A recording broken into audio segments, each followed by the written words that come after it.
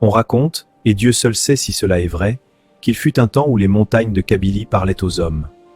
Un temps où les arbres enseignaient plus que les livres.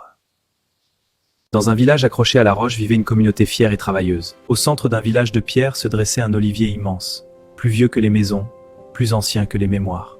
Son tronc portait les cicatrices du vent. Ses racines serraient la terre rouge comme une mère serre son enfant. Les anciens disaient, cet olivier a vu naître nos grands-pères, et il verra naître nos arrière-petits-enfants. Sous cet arbre, nous réglons les conflits du village. On célébrait les mariages traditionnels. On demandait conseil. L'olivier ne parlait pas, mais il enseignait. Puis vint l'été de la grande sécheresse. Le ciel resta fermé. Les sources diminuèrent. Les olives tombèrent avant maturité. Mais ce n'était pas seulement la terre qui se fissurait. C'étaient les cœurs. Les voix montèrent, les accusations fusèrent, les regards se durcirent.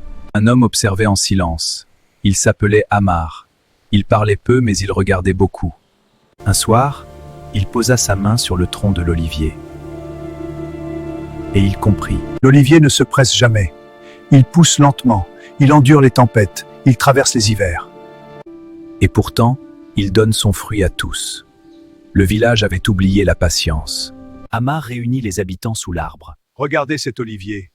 Il vit plus longtemps que nos colères.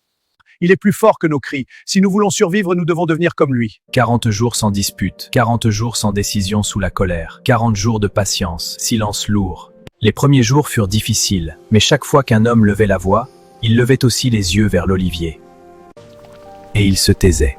Peu à peu, les voix s'adoucirent, les mains se tendirent et l'eau fut partagée. Le 40e jour, un nuage apparut.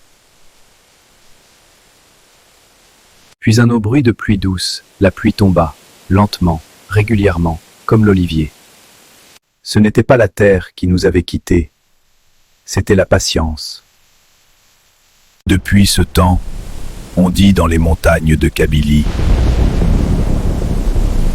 sois comme l'olivier, enracine-toi, endure et donne sans choisir.